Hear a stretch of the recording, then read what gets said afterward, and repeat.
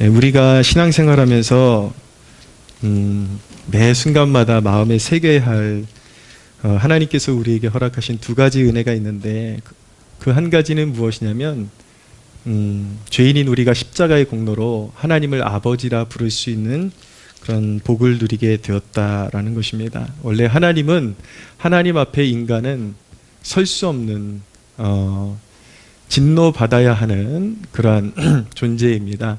인간이 죄인이 된 이후로 하나님을 그냥 대속의 은혜가 없이 하나님 아버지를 직면하면 그대로 죽임을 당할 수밖에 없고 멸망을 당할 수밖에 없는 신세였습니다. 그런데 우리 가운데 삶에 하나님의 선하신 역사로 말미암아 우리가 하나님의 자녀로 부름받았고 그 십자가의 공로로 말미암아 우리를 진노로 바라보셔야 했던 그 하나님을 우리가 이제 아빠, 아버지라고 부를 수 있게 되었다는 것은 놀라운 은혜인 것이죠.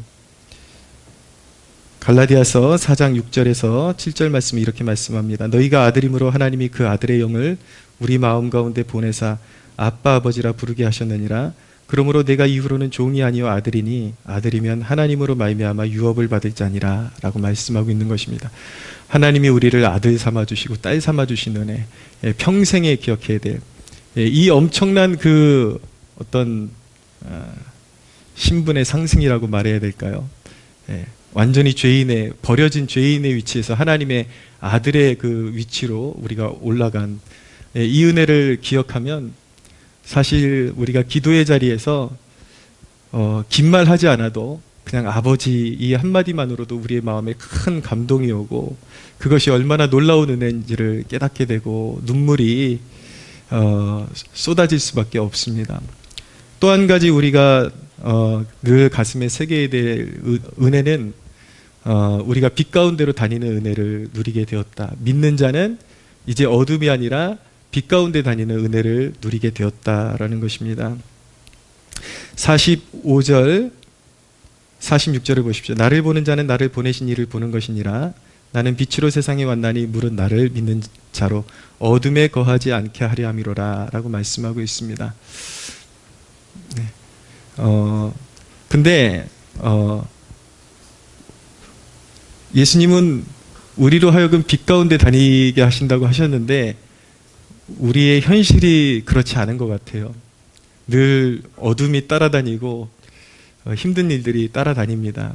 근데 그 모든 것들은 우리가 하나님께서 우리에게 주신 말씀의 진 의미를 잘 모르고 오해하기 때문에 오는 그런 오해인 경우가 허다하게 많습니다. 빛 가운데로 다닌다라는 것, 우리는 그렇게 생각하거든요. 염려 없이 근심 없이 모든 일이 그냥 내가 원하는 대로 잘 되는 것. 그러니까 뭐든지 기준이, 잘 된다의 기준이 내 감각 그리고 내 판단, 내 생각이니까 이게 올바로 이렇게 바라봐지질 않는 거예요, 상황이. 이전에 제가 글을 쓴 내용, 적도 있는 내용인데 저희 아내의 먼 친척되는 그런 언니뻘의 분이 이제 암투병을 하다가 이제 부름을 받게 되었습니다. 이제 부름을 받게 되었는데 우리랑 사실 그렇게 전혀 교류가 없는 분들이에요. 근데 교회 목사가 와서 장례를 좀 치러줬으면 좋겠다 하는 부탁을 받고 갔어요. 근데 마지막 임종 전에 그래도 제가 전화 통화도 했고 그리고 직접 가서 기도도 해주고 그랬는데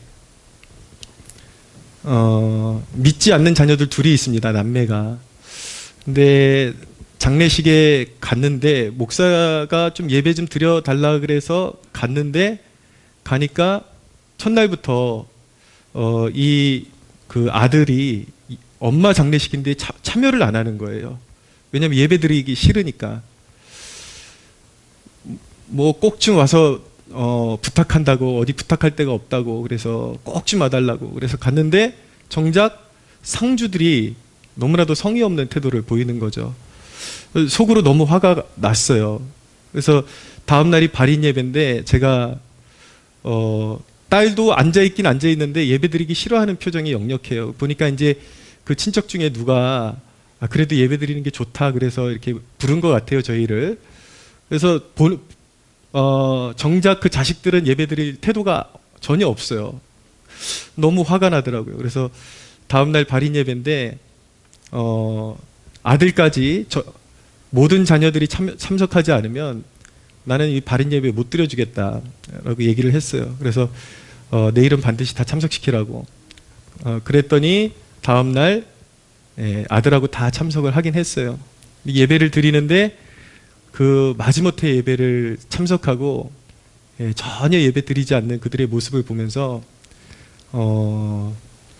참 이럴 거면 왜 목사를 불러다가 이렇게 마음고생을 시키나, 그리고 괘씸하기도 하고 예배 드리는 내내 마음에서 짜증이 올라오고 좀 힘이 들었어요, 제가. 그래서 이런 장례 예배는 다음에 좀 걸러서 좀 가지 말아야 되겠다라는 생각까지 들 정도로 짜증이 굉장히 많이 올라왔습니다. 그런데도 이제 예배를 마치고 돌아오면서 그런 안 좋은 기억으로 남고 기억 속에서 완전히 사라져 버렸습니다. 이제 근데 한 몇 주 전이었던 것 같아요. 저희 아내에게 한창 좀 시간이 지나서 전화가 한 통 왔습니다. 전화가 와서 들려오는 얘기가 그 예배에 참석했던 딸이 최근에 어떤 지인에게 인도함을 받아서 인천에 건강한 교회에 인도함을 받아서 그렇게 나갈 수 있게 되었다라는 그런 소식을 받게 되었습니다. 제가 그 소식을 접하면서 그런 생각을 가졌어요. 인간의 생각이 한창 모자라구나. 우리가 하나님이 무엇을 하실지 사실 알 수 있다라는 그 자체가 말도 안 되는 것이고, 이럴 줄 알았으면 마음의 태도를 더 다르게 하고 사람을 보지 말고 하나님을 보면서 더 정성스럽게 그 장례 예배를 섬겨줬더라면 나에게도 얼마나 더, 하나님 보시기에도 얼마나 더 기뻤을까라는 그런 생각을 갖게 되었습니다.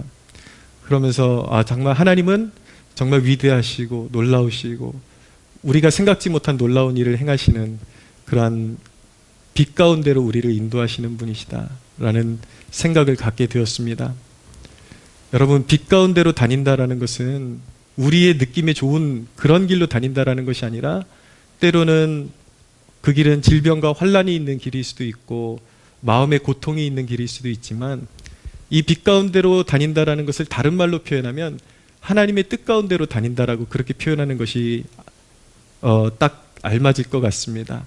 그러니까 내가 원하는 그런 것들이 이루어지는 것이 아니라 그 가운데 하나님이 무언가 하실 것이라는 것을 믿고 한 발자국 한 발자국 걸어가면 그것은 하나님이 계획하신 일들이, 그 열매들이 하나씩 하나씩 맺혀진다라는 것, 그것이 바로 우리를 빛 가운데로 인도하시는 주님의 역사라는 것, 그것을 꼭 기억하시기를 바랍니다. 그렇게 믿는 자는 항상 빛 가운데로 인도하신다.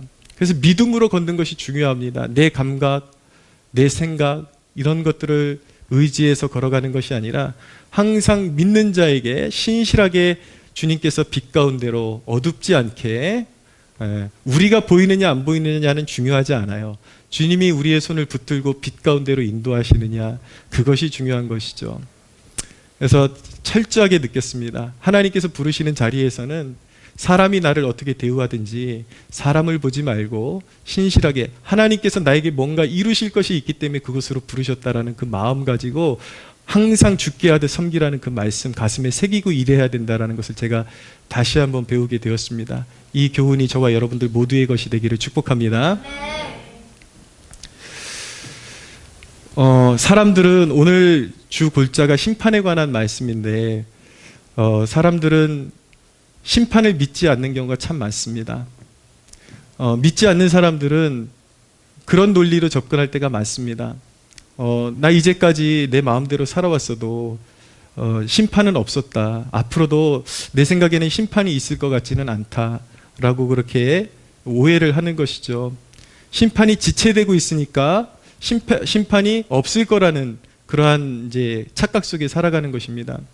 근데 여러분, 심판이 없는 것이 아니라 심판이 지체되고 있는 것인데, 심판이 지체되고 있는 이유가 무엇인가? 첫째는 예수님께서 구원하기를 더 원하시기 때문인 것입니다. 심판이 없는 것이 아니라 예수님께서 관용을 베풀어 주고 계신 것입니다. 여러분 47절을 보십시오. 사람이 내 말을 듣고 지키지 아니할지라도 내가 그를 심판하지 아니하노라. 내가 온 것은 세상을 심판하려 함이 아니요 세상을 구원하려 함이로라. 예수님께서 이 땅에 오셔서 피 흘리시기로 작정하신 이유는 사람들을 벌하려고 오신 것이 아니라 예수님이 오신 목적 자체가 구원하시기를 더 기뻐하시기 때문에 그렇게 오신 것이거든요. 그러니까 예수님께서 우리 세대에게 알려주기를 원하시는 것은 예수님이 얼마나 그 관대함으로 우리를 기다려주고 계시는지를 알기를 원하십니다. 이 세대가. 어떤 사람들은 신약시대, 구약시대를 통틀어서 성경이 기록된 수천 년의 그 기간과 지금까지 이 땅은, 하늘과 땅은 건재하고 심판이라고는 찾아볼 수가 없다라고 그렇게 말할 줄 모르겠지만 심판은 반드시 있습니다. 근데 하나님께서 심판을 잃어버려서 심판을 안 하시는 것이 아니라 하나님께서 관용하심으로 말미암아 우리를 기다려주고 계시는 것입니다. 이 세대를. 그런데 그것을 멸시해서는 안 되는 것이죠. 우리는 사람의 그런 어떤 의도를 오해할 때가 참 많습니다. 주님의 의도를. 주님은 참아주시고 돌이키기를 원하시는데 우리는 당장 심판이 없으니까 내 자신이 괜찮게 살고 있다라고 그렇게 돌이킬 것이 없다라고 그렇게 착각하고 살아가는 것이죠. 그러나 주님은 우리를 관대하게 기다려주고 계시는 길이라는 것. 왜요? 여러분들 한 사람 한 사람이 속히 돌이키고 참된 구원에 이르기를 원하시기 때문인 것입니다. 할렐루야. 에스겔서 18장 23절에 보면 주 여호와의 말씀이니라. 내가 어찌 악인이 죽는 것을 조금인들 기뻐하랴. 그가 돌이켜 그 길에서 떠나 사는 것을 어찌 기뻐하지 아니하겠느냐. 하나님의 의도, 하나님의 마음이 악인이 죽는 것보다 사는 것을 더 기뻐하시기 때문에 심판을 계속 보류하고 계신 거예요. 베드로후서 3장 6절 이하입니다. 4절 이하입니다. 이르되 주께서 강림하신다라는 약속이 어디 있느냐? 조상들이 잔후로부터 만물이 처음 창조될 때와 같이 그냥 있다 하니 이는 하늘이 옛적부터 있는 것과 땅이 물에서 나와 물로 성립된 것도 하나님의 말씀으로 된 것을 그들이 일부러 잊으려 함이로라. 이로 말미암아 그때의 세상은 물이 넘침으로 멸망하였으되 이제 하늘과 땅은 그 동일한 말씀으로 불사르기 위하여 보호하신 바 되어. 이제 불사르는 마지막 심판이 있을 겁니다. 경건하지 아니한 사람들의 심판과 멸망의 날까지 보존하여 두신 것이라. 사랑하는 자들아, 주께는 하루가 1000년 같고 1000년이 하루 같다는 이 한 가지를 잊지 말라. 주의 약속은 어떤 이들이 더디다고 생각하는 것 같이 더딘 것이 아니라 오직 주께서는 너희를 대하여 오래 참으사 아무도 멸망하지 아니하고 다 회개하기에 이르기를 원하시느니라. 아멘. 이 세대가, 그리고 여러분이 더 이상 방황하지 않고 돌아오기를 기다려 주시는 주님의 인내라는 것. 이 시간은 심판이 없는 것이 아니라 인내의 시간이에요. 하나님의 인내의 시간. 그것을 아셔야 하는 것입니다. 심판이 지체되는 두 번째 이유는 무엇이냐면 최종적인 심판이 이미 확정되어 있기 때문에 일일이 심판하실 필요가 없는 것입니다. 최종적인 심판이 이미 확정이 되어 있습니다. 48절을 보십시오. 나를 저버리고 내 말을 받지 아니하는 자를 심판할 이가 있으니 곧 내가 한 그 말이 마지막 날에 그를 심판하리라. 예수님의 말씀은 하나님 아버지의 말씀과 1.1획도 다르지 않습니다. 예수님께서 이 땅 가운데서 오셔서 하신 일들은 하나님 아버지의 뜻과 정확히 일치합니다. 하나님 아버지는 선지자들을 통해서 모세와 같은 선지자를 보낼 텐데 앞으로 그의 말을 들으라. 그의 말을 듣는 자는 살리라 라고 말씀하셨는데 그분이 바로 예수 그리스도이십니다. 그리고 말라기에서 보면은 너희가 내 말을 듣고 돌이키지 아니하면 내가 가서 너희를 저주로 칠 것이다 라고 말씀하고 있습니다. 예수님의 공생의 전부와 그 십자가의 그 사건을 통해서 예수님께서 이 땅 가운데서 행하시고 선포하시고 선언하신 일은 아버지 하나님께서 이 땅 가운데 계획하신 그 모든 의도와 뜻과 전혀 모순됨이 없고 예수님께서는 아버지의 뜻 그대로 이 땅 가운데서 행하시고 구속의 사건을 완성하셨다라는 것을 알아야 하는 것입니다. 예수님은 용서의 주님이십니다. 그러나 복음을 듣고 뜻을 돌이켜서 예수님을 믿지 않으면 예수님은 자신의 구속의 은혜를 그에게 입혀주실 수가 없습니다. 하나님은 공의의 하나님이시기 때문에 그 십자가의 은혜를 믿고 돌아오지 아니하는 자에게는 기다려주기는 하시지만 마침내 그를 멸망시키시고 심판하셔야만 합니다. 그래야 하나님은 신실하시고 스스로가 말씀하신 것을 지키시는 하나님이 되시기 때문에 하나님의 성품은 공의이시기 때문에 반드시 그 십자가의 사랑을 외면하는 자에게는 하나님께서는 진노로 멸하실 수밖에 없는 것입니다. 사랑하는 여러분, 지금 괜찮다라는 것이 심판이 없다라는 것이 아님을 기억하십시오.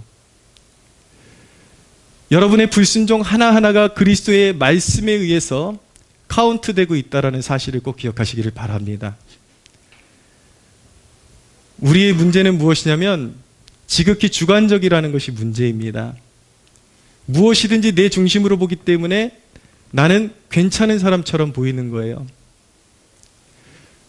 하나님 앞에 우리는 죄인이지만 내 주관적으로 보기 때문에 내 행동 하나하나가 스스로 변호가 되는 것이지만 우리를 심판하는, 인류를 심판하는 기준은 나의 주관이 아니라 그리스도의 말씀이라는 것입니다. 그런 경우 경험해 보셨습니까?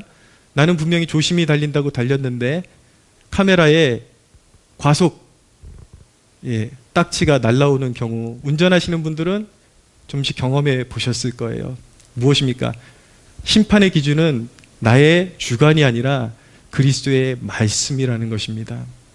그렇기 때문에 여러분, 우리가 하나님 앞에 설 때에는 나의 주관을 가지고 내가 회개할 것이 없다라고 하는 것이 아니라 나를 면밀히 살피는 중에 하나님의 말씀을 기준으로 해서 나의 기울어진 것, 우리의 주관은 여러분 정확치 않아요. 좌우 대칭도 나는 똑바로 생겼다고 생각하지만 좌우 대칭도 너무 다릅니다. 인간이 내 오른쪽 눈과 왼쪽 눈이 달라요. 팔 길이도 달라요. 다리 길이도 달라요. 그러나 우리가 느낄 때는 좌우 대칭이 맞는 것 같아요. 우리의 주관적인 것은 정확치 않습니다. 그렇기 때문에 내가 하나님 앞에 올바로 살고 있는가를 정확히 재보려면은 항상 그리스도의 말씀, 하나님께서 선지자들과 사도들을 통해서 우리에게 허락하신 이 생명의 말씀을 기준으로 볼 때 우리의 죄악이 드러나는 것입니다. 여러분, 항상 우리가 온전히 하나님 앞에 서기 위해서, 하나님의 심판을 피하기 위해서는 하나님께서 우리의 마음을 자극시켜 주셔서, 성령께서 우리의 마음을 비추어 주셔서 그 말씀을 기준으로 했을 때 우리의 삶이 얼마나 많이 기울어져 있는지를 보게 하옵소서라는 겸비한 마음이 우리에게 있어야 하는 것입니다. 할렐루야. 여러분, 심판은 반드시 있습니다. 그 심판을 두 가지로 제가 여러분들에게 나누어서 말씀드릴 수 있는데, 첫째는 간헐적인 심판이 있습니다. 그것은 무엇이냐면 우리가 살아있을 때 잘못한 것들에 대해서 하나님께서 어떤 징계성으로 주시는 심판이 있습니다. 사람들이 어리석게 구는 이유는 무엇이냐면 잘못을 저지르고도 당장에 어떤 심판이 없으니까 괜찮은 줄 아는 거예요. 그러나 하나님은 지혜의 하나님이시기 때문에, 완전자이시기 때문에 우리에게 어느 때에 그 벌을 주셔야 이 나쁜 습관을 고치고 깨달을 수 있는지를 하나님께서는 정확히 하시기 때문에 심판이 없는 것이 아니라 정확한 때에 하나님께서는 심판하셔서 우리의 잘못을 깨닫게 하시는 것입니다. 정확하게. 출애굽기 34장 7절에 보면은 너희의 죄는 용서하되 벌을 면제하지는 않을 것이다 라는 말씀이 있어요. 이게 참 애매하죠? 용서해 주신다는데 벌을 주신다니? 잘 들어보십시오. 하나님께서 용서하지 않는다라는 것은 우리를 끊어버리신다라는 것을 의미하는 것입니다. 그러나 용서하신다라는 것은 우리의 존재 자체를 버리지 않는다라는 의미를 가지고 있는 것입니다. 하나님께서 자녀들을 버리지 아니하시지만 벌을 면제하지는 않으세요. 왠지 아십니까? 감정적으로는 용서했어요. 근데 이 사람이 잘못한 것에 대해서 맹목적으로 용서를 해주게 되면 그 습관을 고치지를 않기 때문에 반드시 페널티를 줘야 하는 것입니다. 깨닫게 하시기 위해서. 그래서 하나님이 우리를 용서하셔도 때로는 심판이 임하게 되어 있습니다. 근데 여러분, 사사기에 보면 가나안 왕 중에 아도니베섹이라는 왕이 나오는데, 그가 이전에 어떤 일을 저질렀냐면 자신의 적들 70명의 왕을 잡아다가 엄지손가락을 잘라버리고 엄지발가락을 잘라버리는 그러한 죄를 범했습니다. 잔인하게 됐어요.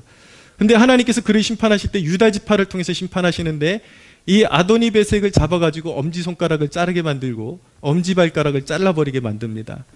그러면서 이 아도니베섹이 옛 과거를 기억하면서 뭐라고 회상을 하냐면, 내가 과거에 70인의 왕들의 수족을 베어버리고 그들의 발가락을 다 잘라버렸는데 하나님께서 내가 행하신 대로 갚으시는도다 라고 그렇게 고백을 하는 것입니다. 반드시 심판은 있습니다. 여러분, 하나님을 두려워하십시오. 할렐루야. 예. 그런데 하나님께서 우리가 잘못한 대로 직결 심판을 하신다 그러면 우리 중에는 나만할 사람이 없습니다. 근데 최종적인 심판은 하나님께서 마지막 심판 때로 거의 다 보류하세요. 그러나 하나님께서 우리 안에 어떤 선한 목적을 이루시기 위해서 이것만은 다스려야 되겠다라는 그러한 사안에 대해서는 반드시 심판을 행하고 넘어가십니다. 제가 경험했던 사건을 좀 말씀드릴게요. 과거에 제가 처음 이제 은혜 받기 시작하면서 이제 주님에 대해서 조금씩 알아가니까 이게 생기는 난점이 뭐냐면 자꾸 판단하는 마음이 생기는 거예요. 근데 저희 아버님이 이렇게 심우하시던 교회, 부목사로 심우하시던 교회에 어떤 이제 특별한 좀 은사가 있는 그런 여자 전도사님을 초대했다고 저보고 좀 은혜 받으라고 나오라고 하시는 거예요. 나가지 않겠다고 했는데 저는 이제 이미 다른 교회에서 회심을 체험하고 이제 한창 잘 나가고 있었거든요. 예. 근데 되게 은혜롭다고 한번 나와보라고, 그래서 마지못해서 하루 따라 나갔는데 제가 그 집회에 나가서 큰 시험에 들었습니다. 왜냐하면 찬송을 하는데요, 찬양을 하는데 이 정상적인 반주가 아니라 뽕짝 같은 스타일로 반주를 하는 거예요. 뽕짝 뽕짝 뽕짝. 그러니까 이게 젊은 사람 마음에는 너무 어렵더라고요. 이게 비위가 상해서 못 들어주겠어요. 이래가지고 음악을 어떻게 은혜를 받으라고 이러는 거. 근데 음악이 그러니까 이 여자 전도사님의 메시지가 처음부터 끝까지 다 판단이 되는 거예요. 저게 무슨 말씀이야? 뭐 말씀도 제대로 모르는 것 같은데, 제가 엄청 교만하게 계속 판단하고 있었어요. 판단하고 있었는데 이제 집회를 마치고 돌아와서 며칠이 지났어요. 며칠이 지났는데 성경을 읽고 있는데 로마서 말씀 이제 차례대로 읽고 있는데 그 말씀에 뭐라고 하는 말씀이 제 눈으로 확 튀어오르면서 제 마음을 강타하는지, 남의 하인을 비판하는 너는 누구냐라는 말씀이 있더라고요. 남의 하인을 비판하는 너는 누구냐. 그런데 그게 평범하게 이렇게 지나가는 말씀이 아니라 너무 두려움으로 갑자기 확 밀려 들어오는 그런 말씀이었습니다. 그래서 그날 엄청 두려움으로 보냈는데, 그날 제가 이제 몸담고 있는 청년부에서 무슨 운동회를 했어요. 운동회를 하는데 한 몇 미터 되는 줄을 타고 쭉 내려오는 그런 행사를 하는데, 그 줄을 제가 잘못 잡아가지고 한 몇 미터를 줄을 끄슬렸는데 손이 피범벅이 돼가지고 그런 일을 경험한 적이 있습니다. 그러면서 그때 제가 확고하게 느낀 것이 무엇이냐면, 정말 이단이 아닌 한 하나님의 은사대로 부름받아서 쓰임받는 주의 종에 대해서 함부로 입에 올리고 함부로 비판해서는 안 된다라는 것을, 그 사람의 사역을 존중하지 못할 것 같으면 그냥 침묵하고 있어야지, 그것을 계속 입방아에 올리고 뭔가 속으로 계속 판단하고,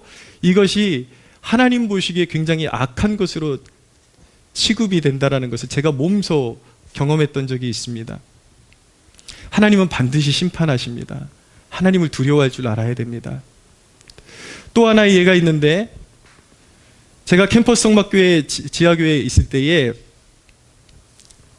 위에 인도 카레 전문점이 들어왔어요. 근데 인도 사람이에요, 사장이. 인도 사람 몇 명이 식당에서 일하는데 한국말을 조금씩 해요.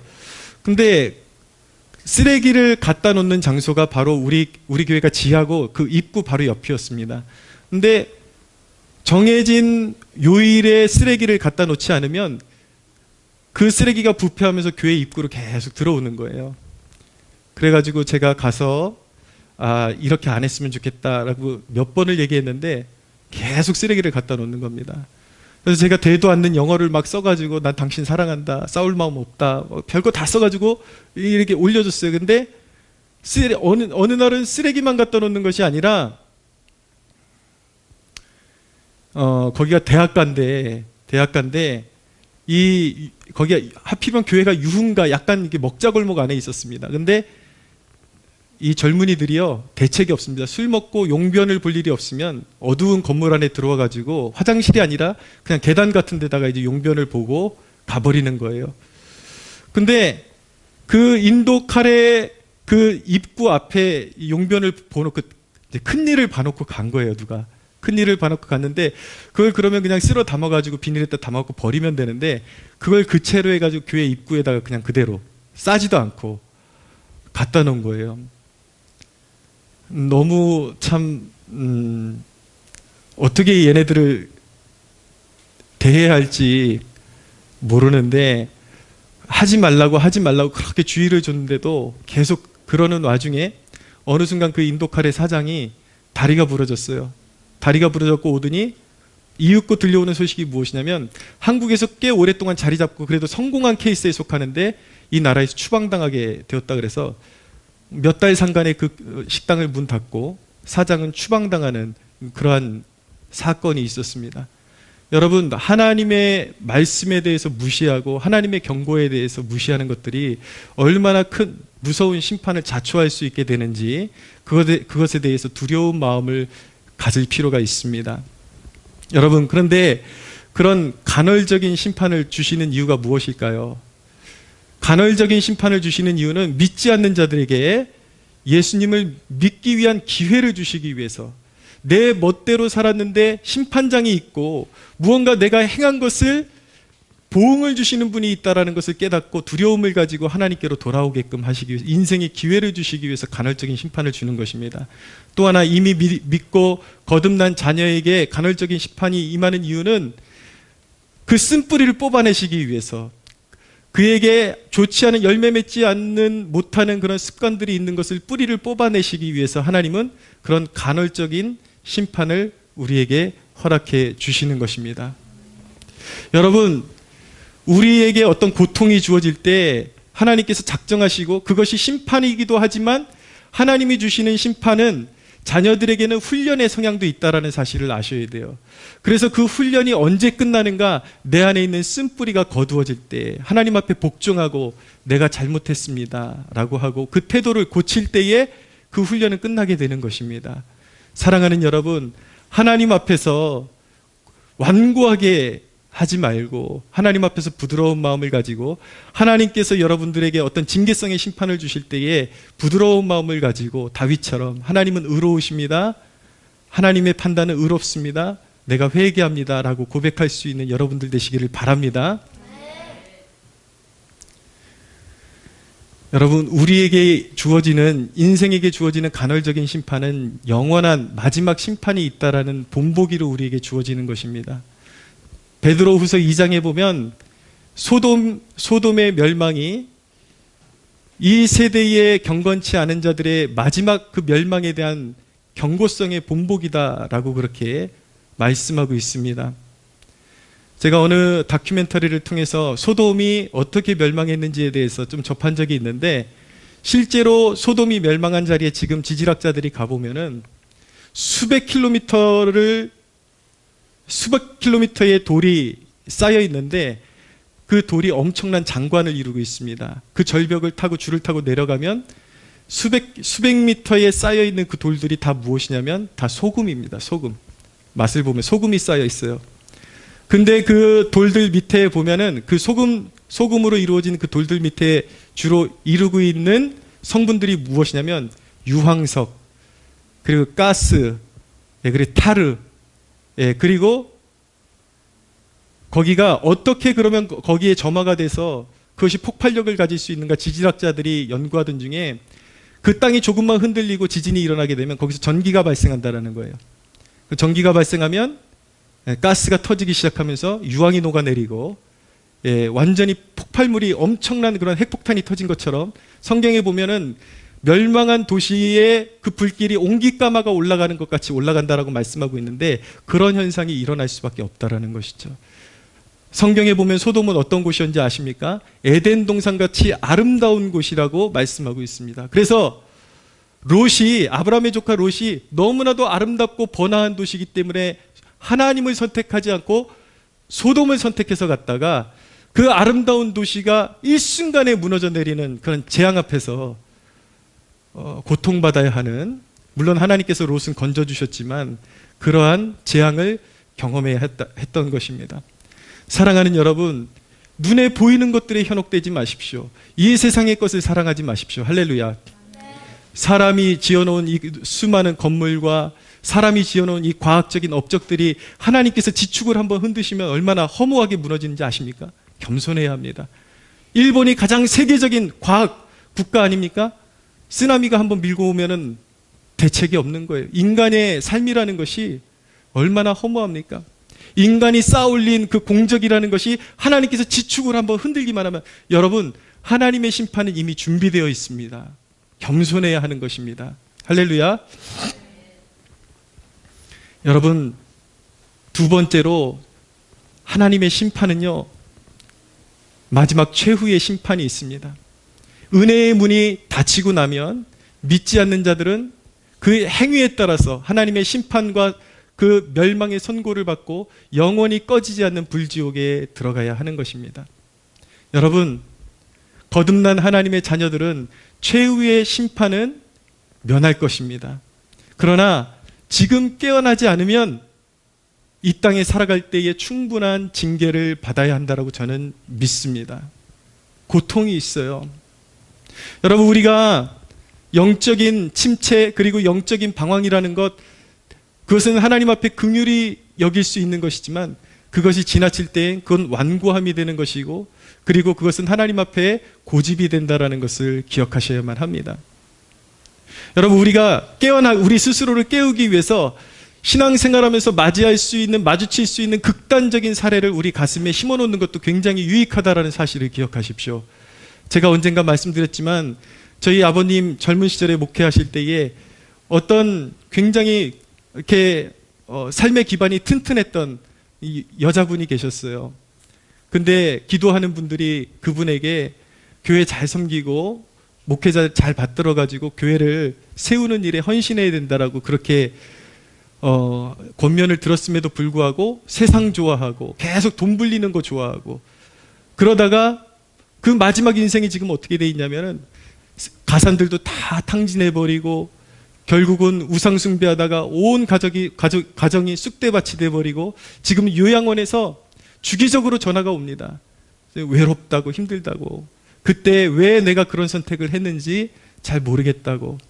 여러분, 이런 사례는 부지기수로 많습니다.